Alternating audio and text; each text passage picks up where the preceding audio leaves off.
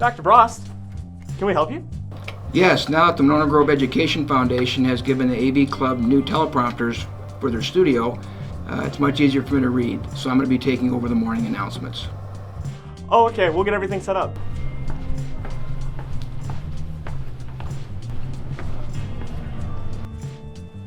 Dr. Bross. Hello, Genevieve. Good morning, Monona Grove. Good morning, Monona Grove. Good morning, Monona Grove. Good morning, Monona Grove. Good morning, Monona Grove. So basically, AP doesn't yeah. Doesn't make any sense. Yeah, that's why I don't know. Dr. Bross, what are you doing here? We're supposed to anchor for today's announcements. You've been reassigned. To where? The Monona Grove Education Foundation needs 2 new anchors for their annual celebration, and they think that the 2 of you would be perfect for the event. Gotta go. Okay, Bross, you ready? Yep, let's get this over with. All right. 5, 4, 3, 2.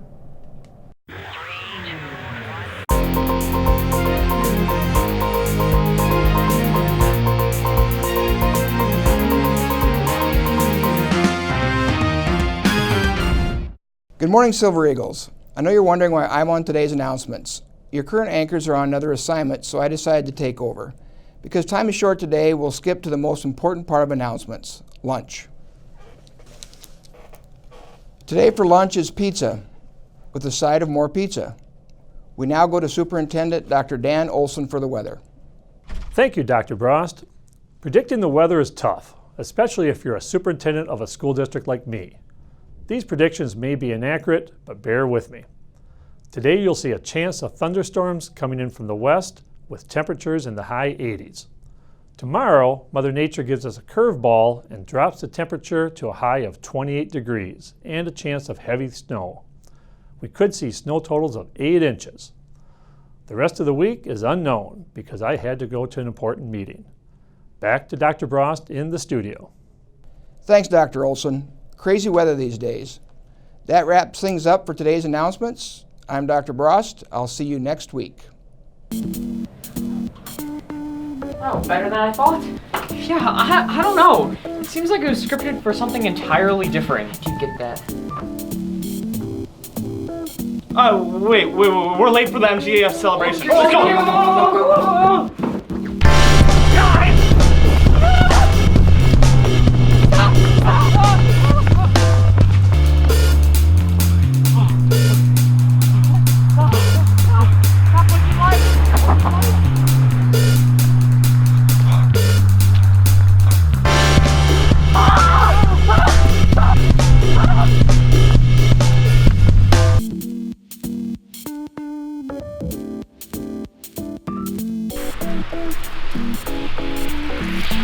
When did it start snowing?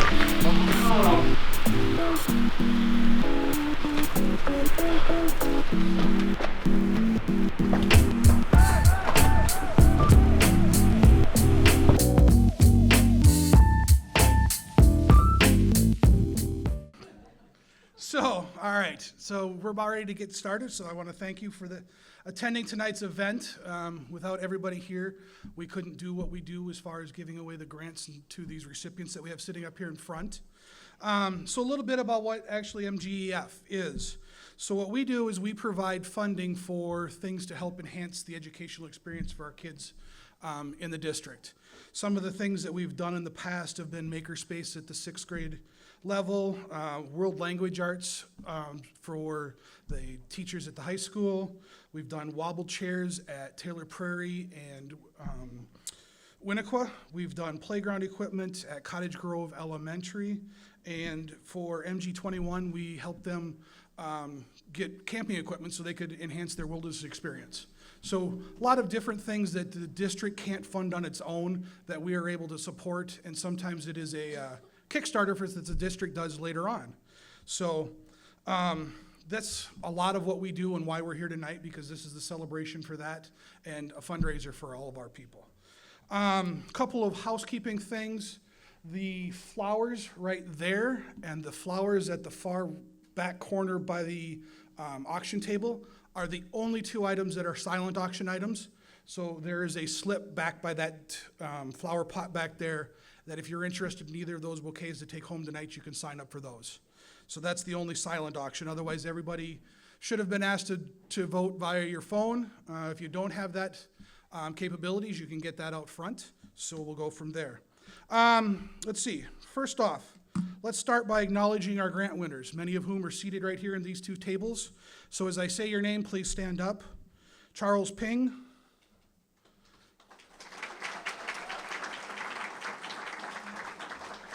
Will Nimmo. He's standing back there running the AV. Sonia Bohm and Don May. Janet Heinemann, Carl Davick, and Peter Case. Jennifer Goodnow. Ann Mader. And then I believe we have three that were not able to attend tonight. Karen Durnan, Emily Kelby, and Michelle Lamers. So that runs through our list. And you'll see more about their projects as this program progresses. Now I'd like to acknowledge the AV Club, because without these guys, we wouldn't have a show night. They put in oodles and oodles of time. So our members of the AV Club is run by Will Nimmo and Justin Janis, David Guenthner. If you guys would just raise your hand. Ethan Broughton Wohlers, Tegan Talley, Kylie Hollenstein, Sylvia Reinbach, Olivia Vesserat, Evan Johnson, and Corey Hall.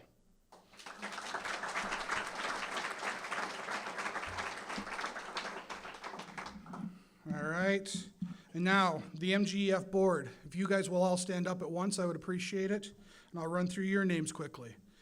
Jane Miker Beebe, Mary Salvi, Mary O'Connor, Kathy Baltman, Jay Kiefer, Andrew Kitzlar, Nancy Kugel, Patty Parrott, Carrie Robbins, Judy Runk, Kathy Thomas, John Weinberger, Ed Young, and soon to be our newest member, Sandy Homburg.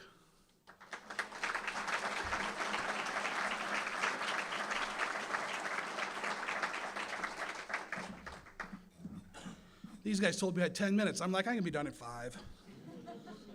Okay. Jane, we have a special guest or special gift for two of our board members who have been with us for a long time. They're stepping out of leadership roles. So if Ed Young and John Weinberger would stand up, we have a special gift for each of you from Jane.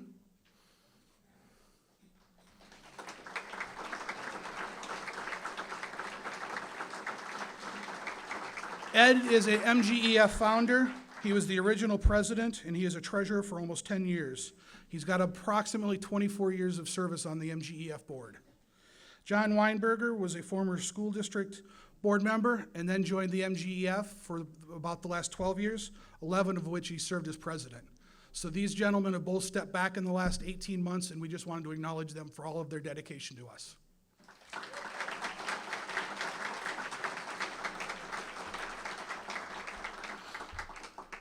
Okay, on your tables, you have a sheet that says MG Where.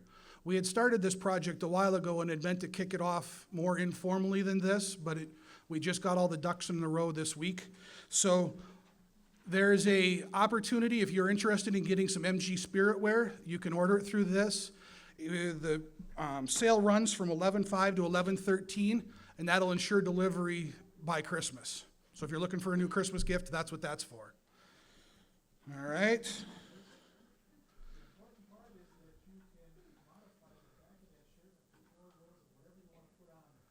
Correct. The outerwear is customizable. All right. Okay. That's it for me. So now I'm going to send it over to our very talented high school reporters, Olivia and Sylvia, and Jay.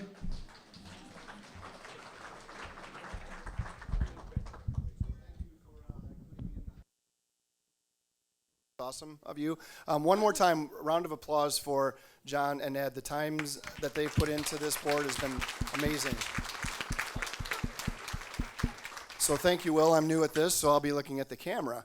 And I'm at the dessert table live because that's where all the action is happening.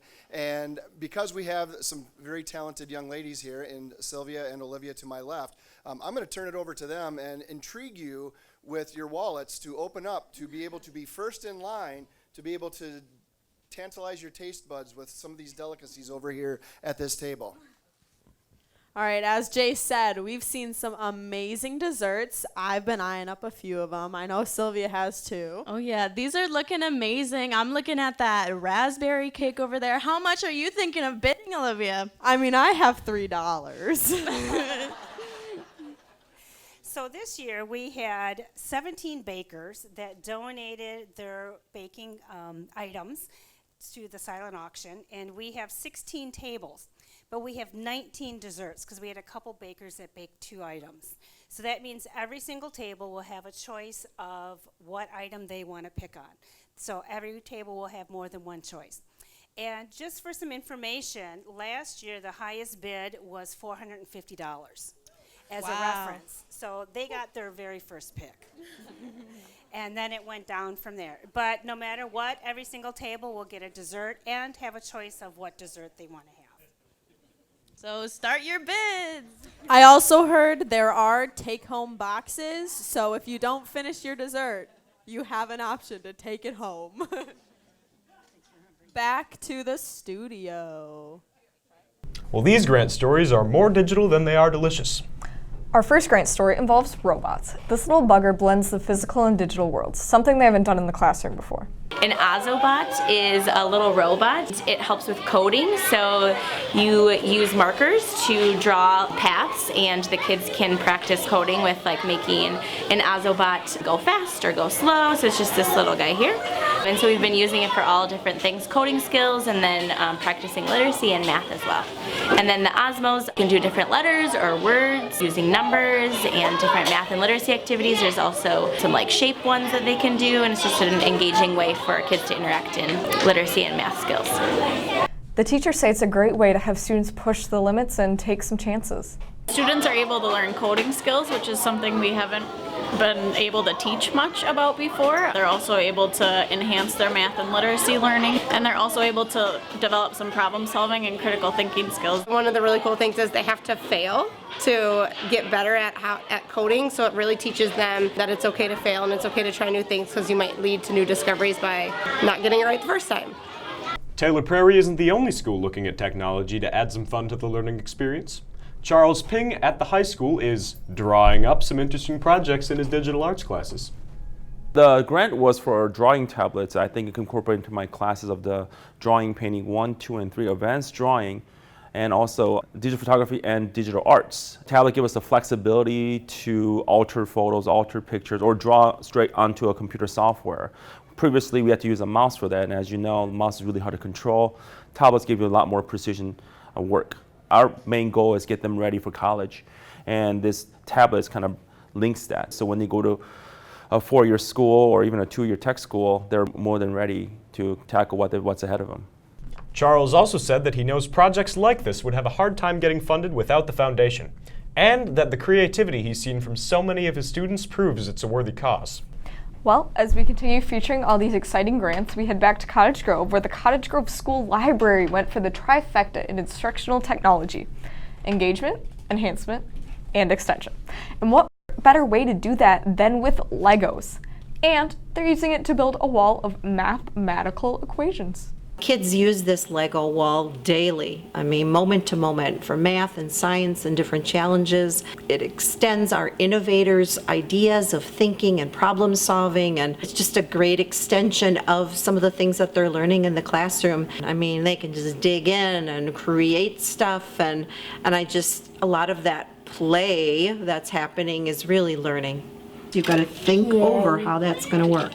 Oh, is this, do I just need 82? Yeah. You tell me, is 28 plus 82 100? Yes. Okay. nice. I had written grants before and had received different things, but never something that would really touch all the students in our school. To be able to just think outside of the box and get something new and to dream a little bit and then have an organization like the MGEF step in and allow us to be able to make those dreams come true. It's just a really nice ability. She went on to explain how the grant really bridged the gap between the resources available and setting goals. I was a Lego maniac when I was younger, so this is my kind of library. See, I always just like to chill out with a book. And this next grant is all about that page turn. Check it out.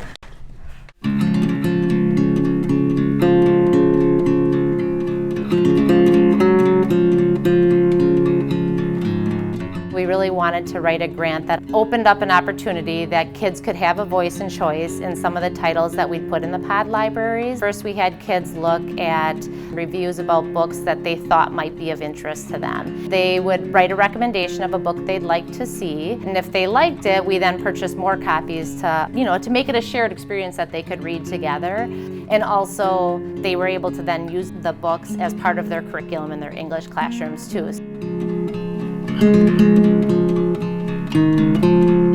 It was so nice for kids to be able to say, hey, we really want this book in the pod library, we want to share this, and for me to be able to say, let's make it happen, we have this money there to do it. What's special is a lot of the titles are there strictly from the input of previous students who have moved through, so that the kids know, hey, this is like coming from somebody who was your age in this classroom at the time recommending this title. There's a ton of power in that. There is no argument that can ever be made that putting a book in a kid's hands and having them read it isn't the absolute best outcome imaginable. And the more you have a kid who's ready to say, yeah, I'm a reader, and I like to hear stories and read stories, yeah, that's preparing them for high school, for life, for anything that comes their way.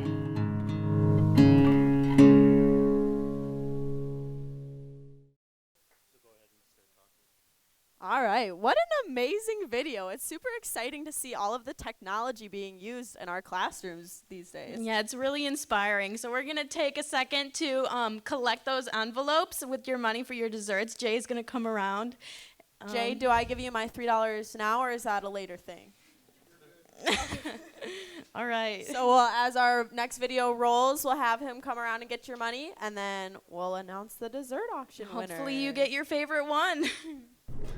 We're not sleeping. We are professionals, thank you very much. Monona Grove Education Foundation. This next story is all about professionals teaching professionals. David Guenthner has the story. Thank you from the studio. I'm here with Ms. May and Ms. Bames. Tell us about your grant. We received a grant to attend a conference in Dallas, Texas, focused on equity and working with new teachers. Sonia and I are both mentors in the district and work with first and second year teachers. The conference was from the New Teacher Center and focused on helping teachers develop their practices to bring equitable education for all of our students. Alrighty, I kind of lost you guys at Dallas, but can we go from what did you guys do with this conference? What you learned there? Well, it was 3 days. Very impressive. There were like national leaders in equity and education there from all over the country. And we got to attend workshops with different people and connect with people and really think about how our students' experiences are in the classrooms and the teachers that bring those experiences to them. All right, now that we have some footage up of professional teaching professionals, you want to tell us a little about that? Sure. So we were able to bring back our experiences at the National Symposium to the Dane County New Teacher Project to really bring some equity practices back into our whole area, including our school district. And this, of course, gave us the opportunity to bring experiences to our new teachers that we didn't have as new teachers and bring the best practices for student success for the students in their classrooms. All right, thank you guys. With that, we'll send it back to our studio. Just goes to show it's never too late to learn something new.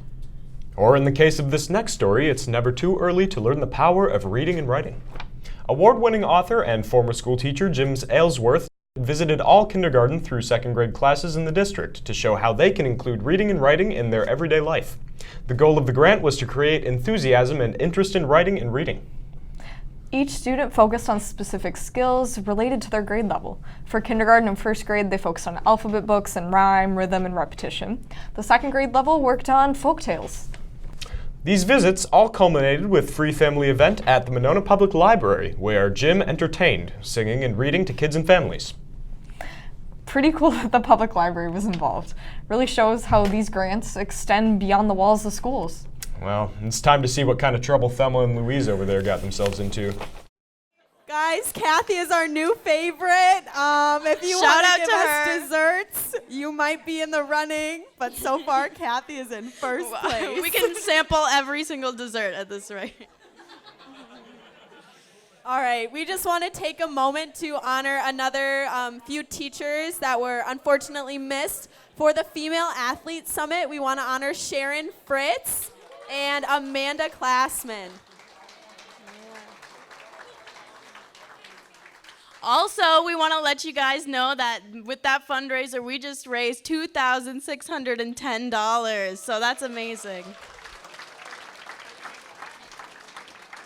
All right, now we're going to watch another video from our keynote speaker.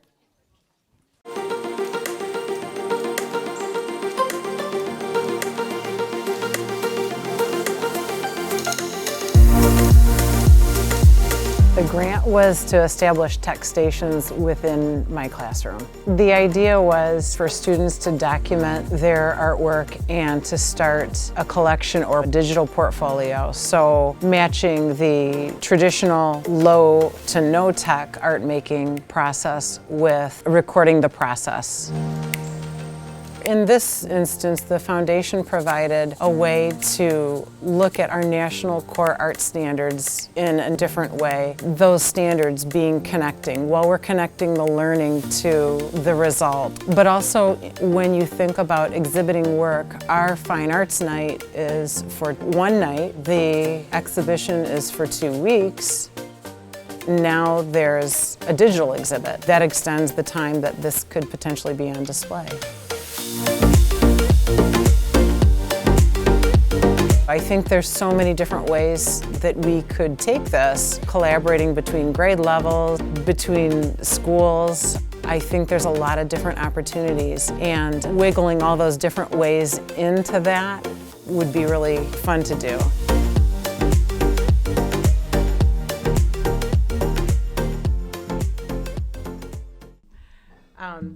So the creative process, innovative thinking, and how that translates at the elementary level is what I'd like to talk about. And this quote by Sir Ken Robinson really nails what we do at that level and in the art room. If you're not prepared to be wrong, you'll never come up with anything original. So process is very important in the art room. And if you consider creativity, when we make something, we're very close to it. We make plans and we make our mistakes, but we have results. And the thoughts that we have during that time, they can influence the way the project goes. Conversations that we have may turn the project in a different direction. And if you keep a journal, you know about those thoughts, but often a lot of that process is forgotten. But regardless, you have some accomplishment and you move on. With innovation, it demands reflection, and so you build on successes in that reflective process, and as well as the mistakes. And with the foundation grant we received, art teachers can create an experience that allows students this reflection building on those successes. And I believe that when you create something, that is innovative thinking. And so during this time, then the question is well, what do you do in the elementary art room with that? Well, the foundation provided us with 4 iPads for the 2 art studios. And this is at Winnequa, and these iPads were used for students to photograph their process. So art students would work on their projects, as they always do, but then at defined stages, they would take pictures and document that process. So that's also documenting their learning process. This allows students then to show and present their ideas in a much broader way.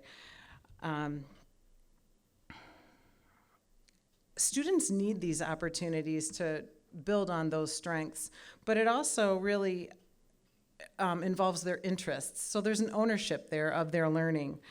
And when they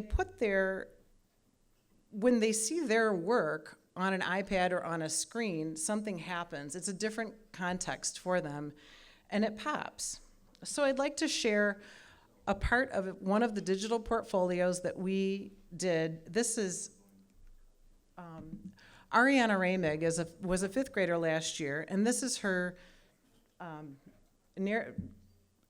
narrative self-portrait sculpture. So when you look at this, every aspect of this sculpture has something uniquely to do with her.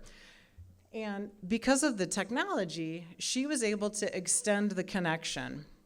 And what I mean is that she was able to write about each aspect of this sculpture. What you're looking at underneath is a plastic water bottle along with bundled up newspaper for the head. And so this is a multi-layered project as far as we talked about anatomy, color theory, and of course we used paper mache to sculpt the different parts of this. So she writes, "My sculpture. This is my sculpture. It represents me and my talents, memories, traditions, and hope for the future."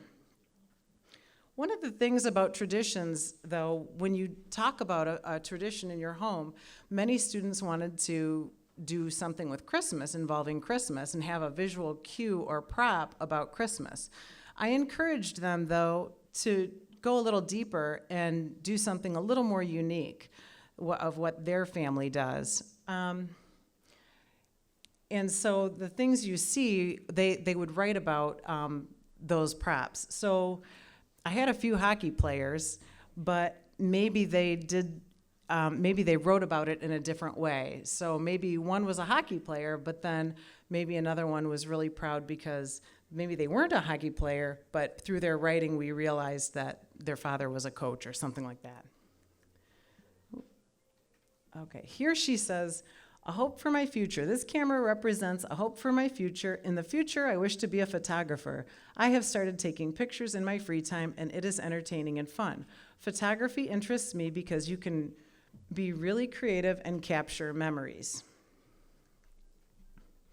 A tradition in my home is going to Door County every summer with my family and roasting scrumptious marshmallows. We do it every year, and it's extremely fun." So again, extending the story of when you just see the roasted marshmallow, well, that's also a connection to Door County and a connection many others have as well because many other people go to Door County. So you're connecting with the artist, you're connecting with their story. And she goes on, and it's hard to see in this picture, but she has a bracelet that's very meaningful involving her grandmother, a gift from her grandmother. And of course the ballerina shoes as well. But my next slide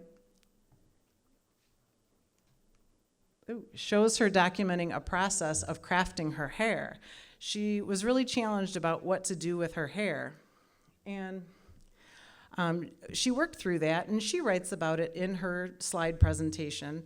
But at this point, I think she had a lot of success with it, and it looks pretty good.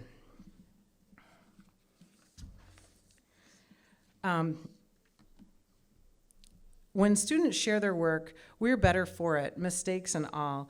It's the learning process. So when you go about our work, and as students are going about their work, I think about it as like the classical dot-to-dot worksheet, where you connect the dots, you trust that those dots will connect, and by the end of it, it's only at that reflective look that you see the whole picture. That's process. So at the third grade level, this is a third grader, and the project was third graders were tasked with sculpting an intangible idea. And so Will Wright, a third grader at the time, sculpted Scary. And this is something, of course, it's intangible, we can't touch.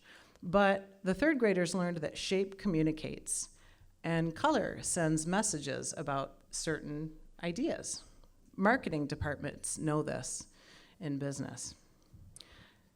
So you see Will working out his shape, and then here he's working out his color. So the grant that we received, the foundation supporting the need for educators to create new and improved experiences for students. And in our low-tech setting of the elementary art room, where we're working in paper mache, our ideas can connect and expand more broadly. And the interesting thing, the result that we had last year, is that some of this work showed up in a nationally recognized museum downtown, the Madison Museum of Contemporary Art. And here's Will and a classmate, Marley Switsky, and they're showing off their sculptures. And this is last spring, and here's the finished product of Scary, and Marley's sculpture this is Spicy right here. And so I thought Will did a pretty good job, because I think I would be scared if that approached me. I'd like to thank the foundation for providing the resources to go on this journey, and to be continued. It's ongoing. So thank you very much.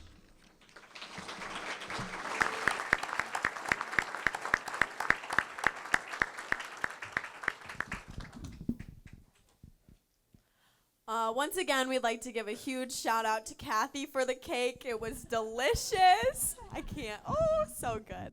Sylvia and I were actually talking during Jennifer's speech. We remember doing that at Winnequa. We remember having all of our artwork on display, and I think it's really amazing that these children are getting these opportunities to not only have them on display for 2 weeks, but whenever with these iPads, and honestly, it's really good work is being done.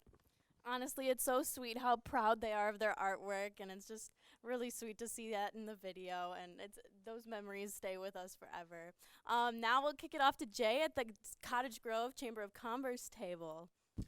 So I'm sitting over here because as we talk about memories, I have a couple of folks next to me who were quite athletic in their day, and wanted to talk to Paula Severson for a minute about the talents that she had in high school, and just kind of reflecting on what was your sport involvement when you were in high school? I played 3. I played tennis, basketball, and softball. And which one would you choose to do today if you could do it again? Probably softball. Softball. And next to her is her husband, Eric, who is a proud Monona Grove alum. And what sports were you involved with?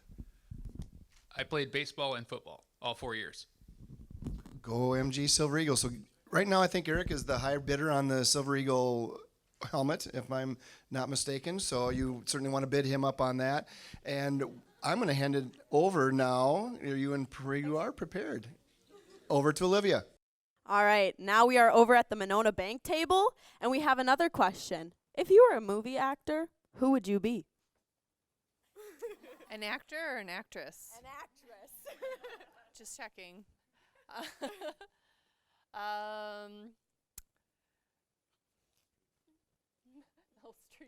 Meryl Streep.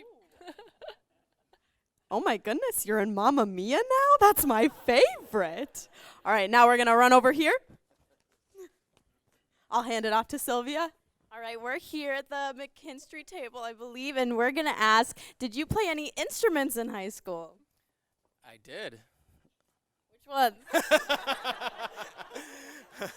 I played saxophone, alto sax in concert band, played baritone sax and soprano saxophone in marching and jazz band.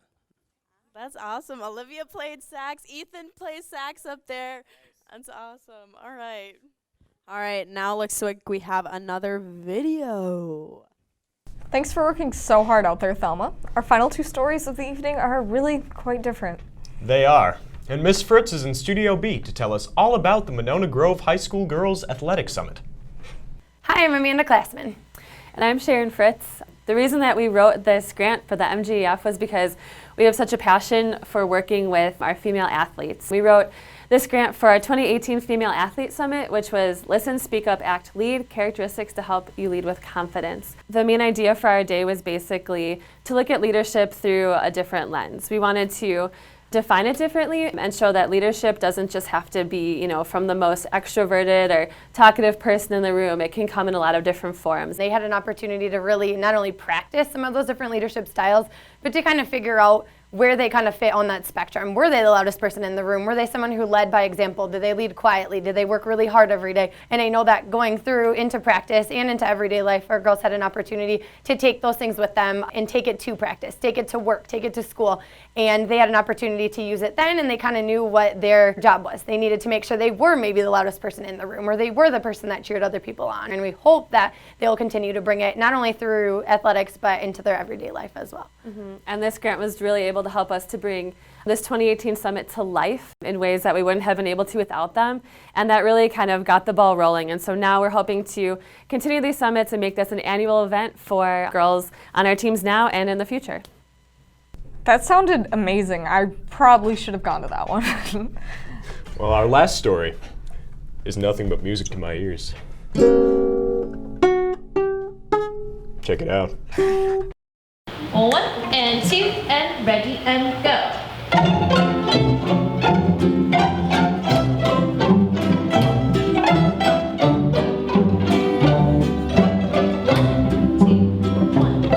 I wrote a grant to obtain some mariachi instruments for the orchestra classrooms at Glacial Drumlin School. My co-teachers and I really were excited to bring an authentic musical style that's not typically seen in an orchestra setting, where we play what's traditionally known as classical music. It's very easy to find mariachi videos on YouTube and locate mariachi style music for the students to play in orchestra, but having these tangible, authentic instruments really heightens the cultural awareness of what it means to be in a mariachi ensemble, what it feels like to play these really cool, unique instruments. Not a single kid turned down the opportunity to at least try them. And then when kids were given the option to continue playing, a lot of kids really migrated towards these instruments, coming in after school to practice and increase their skills, and even a few took them home to work on them at home as well. Mariachi music was really not something that I had experience with. So for that piece, learning alongside our students and right beside our students as well about the style, about the history of mariachi music, and of course how to play the instruments was really, really exciting to us as teachers.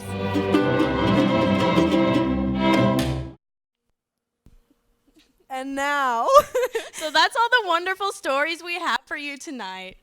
we've really enjoyed hanging out with all of you old farts. Whoa! Will, not cool. Not cool. Sorry about that, guys. Anyway, we hope everyone has a great night. We're going to have some closing remarks from Jason. Thank you for hanging around with us tonight. Now we can relax and get back to the bar.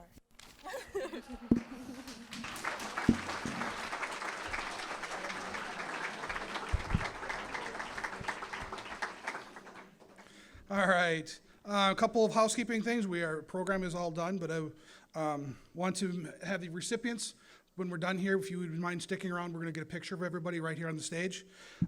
Just as a reminder, the 2 flower pots are available for a silent auction. The online auction goes until 9 o'clock. Jane has to-go cups if you weren't able to finish your dessert. So there are some things to go for that. Jay and Andy are walking around with drink tickets, so if you need another drink ticket, find them. Let's have one more round of applause for the AV Club for all their work.